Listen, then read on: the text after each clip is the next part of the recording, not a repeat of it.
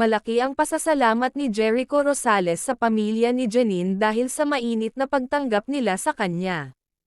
Pinuri niya ang kabutihan at pagmamalasakit ng pamilya ni Janine, lalong-lalo na ang kanilang pagiging bukas palad. Labis ang kanyang pasasalamat sa lolo ni Janine na si Eddie Gutierrez, na nagpakita ng tunay na pagmamahal at suporta.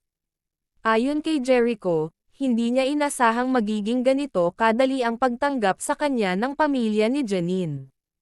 Isa sa mga bagay na kanyang pinahahalagahan ay ang mga payo at kwento mula kay Eddie Gutierrez.